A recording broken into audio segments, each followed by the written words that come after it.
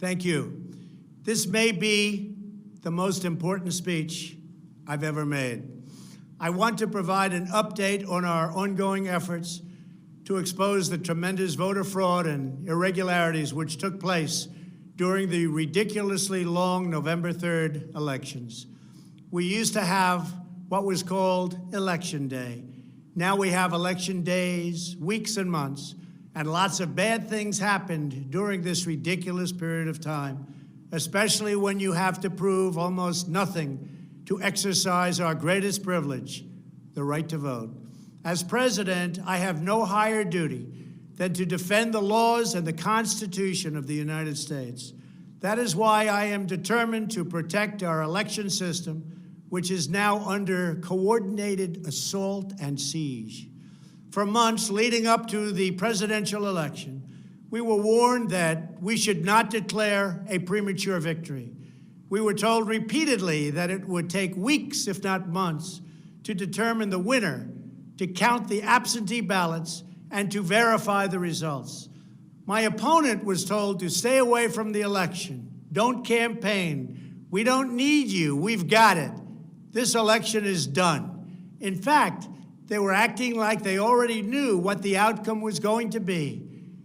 They had it covered, and perhaps they did, very sadly for our country. Donald Trump gave the speech, pre-recorded apparently.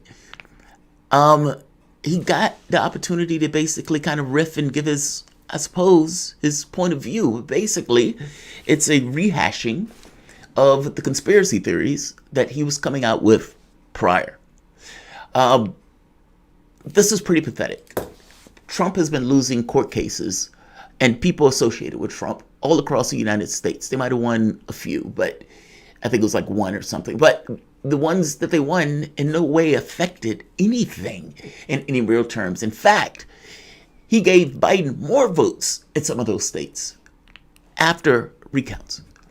I guess I'm making the point that Donald Trump, with the powers of the presidency, supposedly he's a billionaire. He has Giuliani, Powell running around claiming harebrained conspiracy theory. I mean, for God's sake, come on. Brian Kemp, governor, Georgia, Trump supporter, supposedly is working with the communists in Cuba and Venezuela and the ghosts of Hugo Chavez and Dominion to topple American democracy and give it over to Joe Biden. I don't buy that. Georgia went to Biden. Yes. Texas almost went to Biden this year.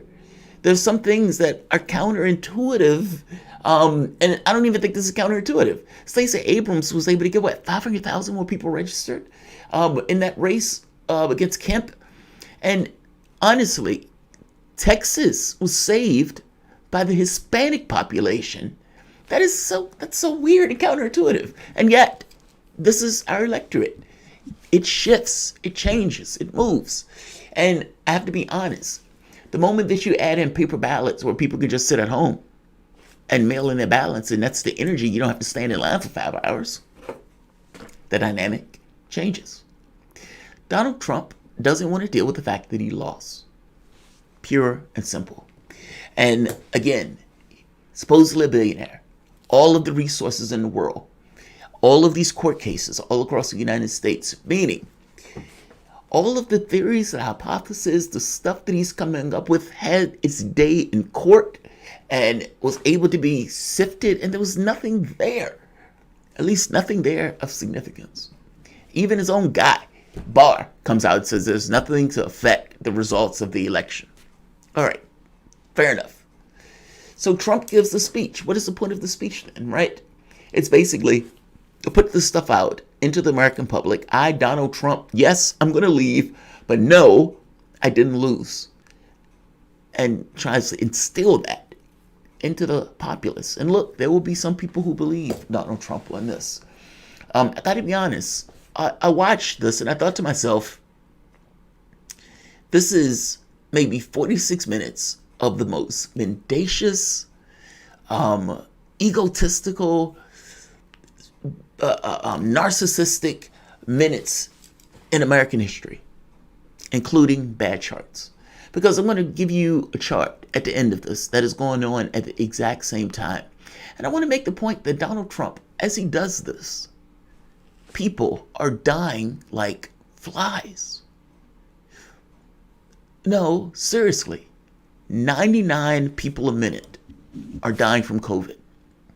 Now, whether you're one of the people that think Donald Trump won it or lost it, whether you think Donald Trump was cheated, whether you think all of this is a scam, whatever else you think, right now, currently, Donald Trump is still the president of the United States.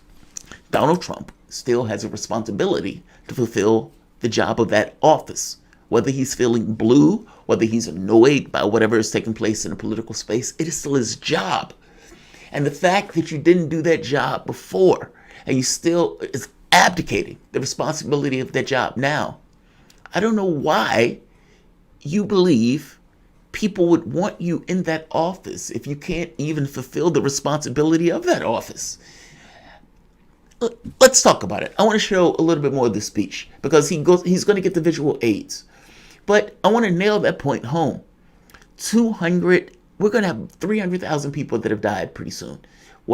Up to nearly 14 million people that have been affected by this. 40 million, 20 to 40 million out of a job. I ain't talking about all of this was on Trump's watch. And yes, you could say that even if a Democrat was in office, that Democrat would have to deal with this. That is true. Would they have failed to this degree? Would they have erred more on the side of caution from the standpoint of the scientists? Would they have more lockdowns? Would they have fulfilled more I don't know. But I got to be honest, this seems like a worst case scenario to me in regards to what Trump has been doing. And I do know he didn't do those things. It was his responsibility, and all of this failed on his watch, regardless of what some kind of counterfactual is of what a Democrat, in theory, might have done.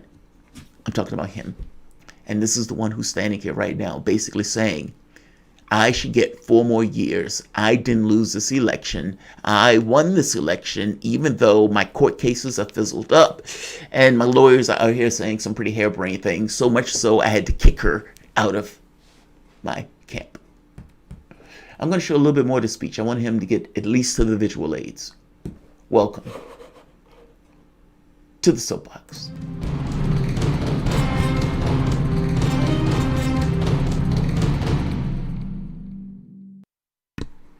My name is Jamarl Thomas. This is the Progressive Soapbox.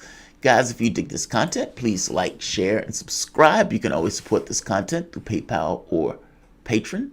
This content is brought to you by you, and I appreciate you the opportunity for allowing me to do this. Yeah, this speech annoyed me.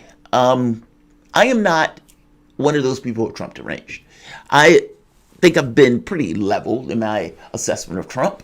You know where my ideology is. You know I trend towards people over this thing of profit and so forth, and more libertarian in that sense in trending towards people. And so I wasn't one of those people that dumped on Trump immediately. And if I'm being honest, somewhat of a soft spot, only from the standpoint that he was attacking the thing that I definitely didn't particularly like, even though I also disliked him in equal measure.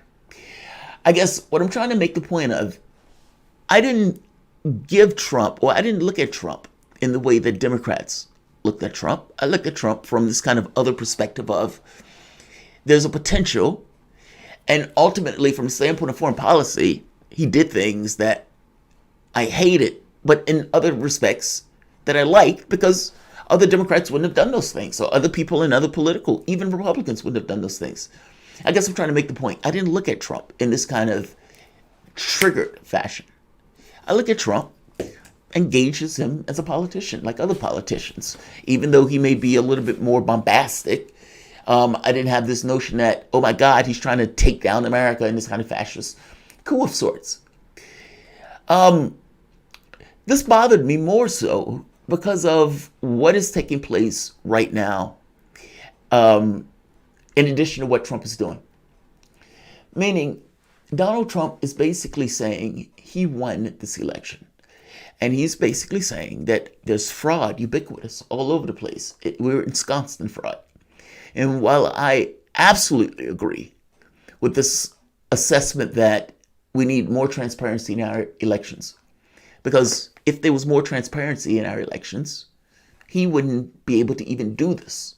This would get nowhere because people will look at him as a crazy person. But instead, you have X number of millions of people who are Trump supporters who are basically given this the light of day. I'm making a point that it does give some kind of clarity on the fact that we need more transparency in our electoral system. These things should not be affixed to political parties in the various states, and all of these different states have these different ideas. Clearly, it should be separate. Clearly, it should be something that's in the open, where people can view in this kind of transparent fashion. But we don't have that. And we do have a president that's a sore loser and is basically pushing out sour grapes. And despite having all the money in the world and pushing as hard as he could for all of these lawsuits and everything else, they've gone nowhere.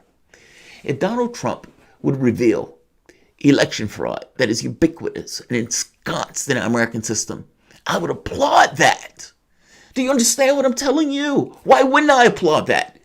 I want transparency in our electoral system. I want the person who wins is basically the person who the American public chooses, whether I like that person or not.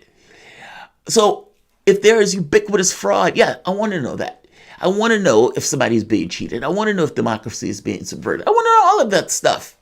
And if we're being bluntly honest, the amount of money the corporations can dump into elections to change minds, to set opinions, is something that is out of line with what the public actually wants if he actually was just honest with the public and asked them. That's electoral interference. The keeping lines 5 hours, that's electoral interference. Donald Trump made some stupid statement talking about, well, elections used to be one day. What does it matter? The only thing that matters is that you get a tally of what the American public wants, yay or nay. If that means that you have an election over a weekend, so what? So what? This notion that you need to have a pressure cooker and Americans need to get there to fix. Why? Why? It's not a challenge. The goal is not to penalize people in order to vote. You're an American. Congratulations. Make your vote. I don't need to pressure the individual to do it. If it takes a weekend, it takes a weekend. If the person wants to send an absentee ballot, send an absentee ballot. If the person wants to mail it in, so what? The only thing that matters is that that individual, one man, one vote, sends it off. It just needs to be validated. Your problem and your issue is that COVID-19 has created a situation where Democrats got the capacity to basically argue, hey, we need mail-in ballots. And it is understood that if Democrats were going to get a swell of people to vote, they have a better chance of winning. And so the mail-in ballots thing gets around all the voter ID laws and all of this other stuff that Republicans were doing. It even gets around this notion of 5-hour lines, of moving precincts, gets around all of that. So all of the gimmicks and the tricks that go into screwing people over and out of their votes gets undermined when those people could just mail in the ballot from home. If you would have done due diligence with COVID in the beginning, instead of saying mask or unmanly, you would have told people wear their mask. Instead of focusing so much on the economy, you would have done what you needed to do for the period of time that you needed to do it in order to keep people whole. You would have had the equipment out. You wouldn't have had states fighting over equipment or federal government taking supplies from other places. I'm making the point that if you would have done due diligence in the beginning, the United States would not be the epicenter of this virus right now. And I would make the case that you would probably still be president right now. Because you would have done great with the COVID thing, America, that would have shown competence just before an election. On top of that, you would have kept America whole, meaning ensuring that the people had the money that they needed, that the businesses stayed open. You didn't do any of that. And right now, we can look at the results of the information showing that the majority of the money from those PPP loans went to big business, including some of your own corporations. You have nobody to blame but yourself, is my point. Joe Biden is sitting in office, or going to be sitting in office right now, because of you, nobody else. It was all very, very strange. Within days after the election, we witnessed an orchestrated effort to anoint a winner, even while many key states were still being counted. The constitutional process must be allowed to continue. We are going to defend the honesty of the vote by ensuring that every legal ballot is counted and that no illegal ballot is counted. This is not just about honoring the votes of 74 million Americans who voted for me. It's about ensuring that Americans can have faith in this election and in all future elections. 20,000 votes.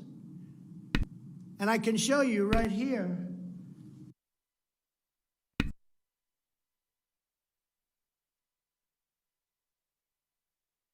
It's the opposite of that. Before we get to the chart, what he just said. Like, I'm always astonished the way people can say things, and it is literally double speak. It's like the literal opposite. He's like, I am doing this to get faith and integrity into America's elections. No, you're not. You're doing this to sow discord. You are doing this because basically Democrats did this to you. You are basically putting out your hurt onto the world, in some sense of the word. And look, I don't blame you for being upset, because if you really think about it, when Donald Trump won, what did Democrats do? They said, you didn't win on your own steam. You won because the Russians got you in. And so it's so this thought in the public's mind, at the very least from the standpoint of the way Trump looks at it, and definitely in the Democrats' mind, and maybe some independents, that Trump didn't win on his own steam. Trump won because the Russians helped him win. Now, what's the problem with this? It undermines the president. It delegitimizes the president. The legitimacy of an individual that gets office is done in our country by the vote. We look at it and we settle this notion of who rules, who's the sovereign, by who gets the votes. Who did the public want? Take a tally. All right, great. Here's our number. That guy wins. What happens when that guy doesn't win? What happens if that guy doesn't really get that number of votes? Or let's say the guy gets the number of votes, but other people think he really didn't win. It undermines his legitimacy for that office by some measure of the number of people that disbelieves he was in that office. No, they may not be able to do anything about it, but will they be hostile towards his interests? Yes. And as that number grows, what happens? You get destabilization from the standpoint of your country and your political space, even from the population. They did this to Trump when he took office with the Russiagate stuff. Donald Trump is turning around and doing this back to Democrats, to Joe Biden, basically saying, you all cheated. There was fraud, and you guys were using the mail-in ballots to commit that fraud. Now, Donald Trump said he'll leave office, so what's the point of this? The point of this is not necessarily to stay in office at this point. If he gets a lawsuit and he gets the Supreme Court to get involved in, maybe. And I don't even think they're going to get involved because it doesn't seem like he has the institutional support to pull something like this off. And the court doesn't seem like it's inclined to do so.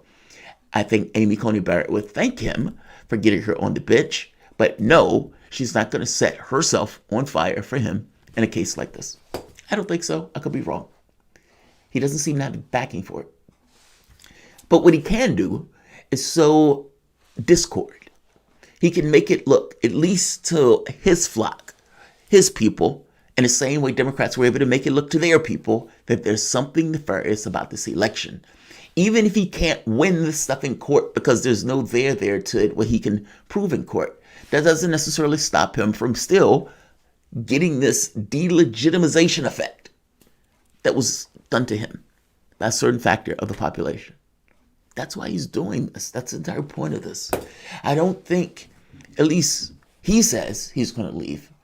And at this point, with the transition process and everything in a way going underway, something dramatic and extreme would have to happen for Trump to keep that office. Now, is it impossible? This is 2020. I suppose I can't say it's impossible. Is it dramatically unlikely? Yes.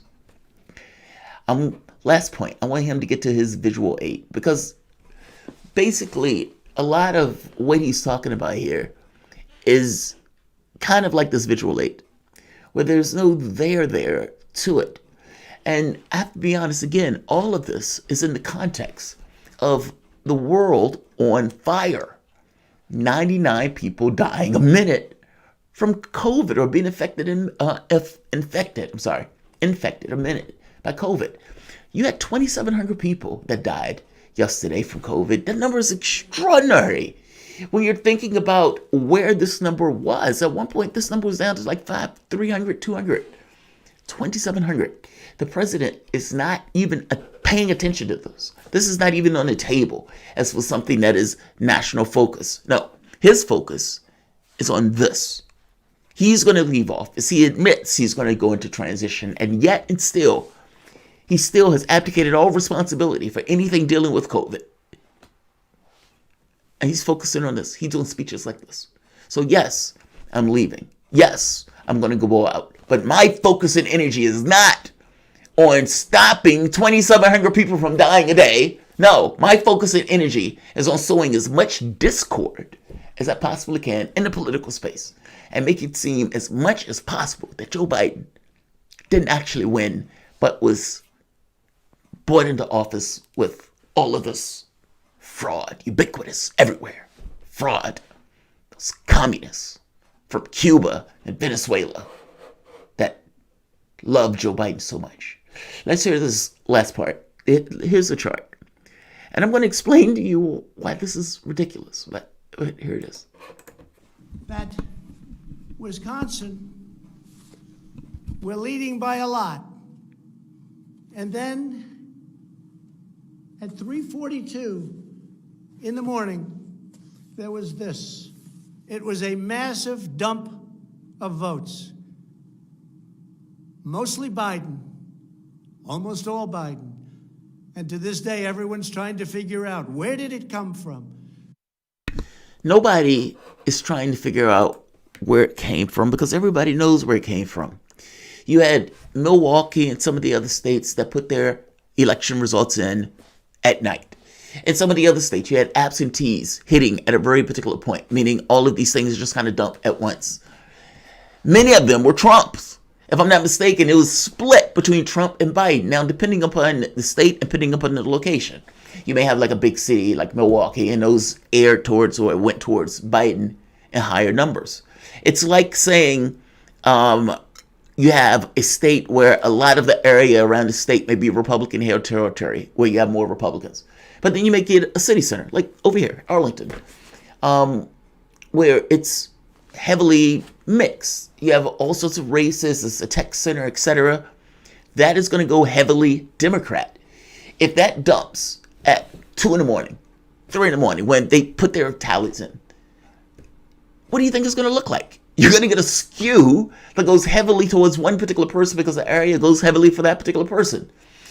This is no different than what Donald Trump is talking about. In one state, there was some kind of clerical error that they fixed. In another state, they were just dumping at night. But there was no magic here. This wasn't like, oh, where did these votes come from? Well, they came from us putting them in at a particular point, or the absentee ballots going in at a particular point. And yes, believe it or not, there's some cities, there's some counties that trend towards either Trump or Biden. And if many of those things go in at once, it is going to have a skew towards the candidate. That's how Trump is showing here in these charts. Like that's the mind-blowing part about this. There's no magic here. And I don't know if Trump is being told this, where he believes it, or he's lying. But I can't necessarily tell at this moment. And Trump is usually not that great of a liar. So look, it is very possible that Trump doesn't want to own up to the fact that he lost. And this is his own, fog of his own self-importance and self-obsession, and just basically rank criminal narcissism. Either way, he's going to be escorted out. And again, while he is doing this and while he is making this speech and while he is so self-involved and talking about fraud and all of this other stuff, his job as president of the United States, the job that he is trying to make this pitch to keep, he's failing miserably at that job. How many people are unemployed? How many people are dying from COVID? How many people? What happened to the PPP money? How many of these companies are not reopening back up that if that money was given to the small businesses that it was supposed to go to would still be open? I guess I'm making the very basic point that there's a weird juxtaposition between the president that is bitching about fraud, there's ubiquitous fraud everywhere, and not supposed to have won this election, while simultaneously having all of these people die for him not doing his job well. And he's still talking about he wanting to keep the job and people wanting him on the job. 2,600 people died yesterday. It was more than 2,600.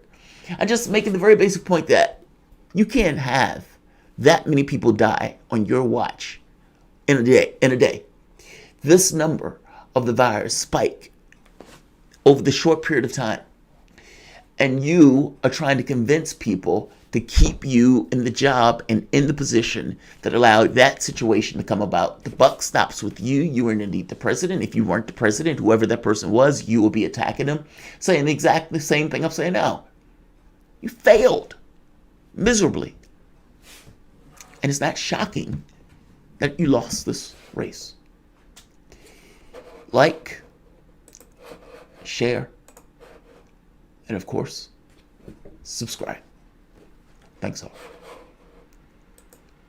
Oh, by the way, make sure you subscribe, guys. Make sure you hit the button and make sure you hit the bell. I'm just reiterating, just making sure everybody knows I'm popping in and I'm getting the shows back up to snuff. So I'll see you guys in a few.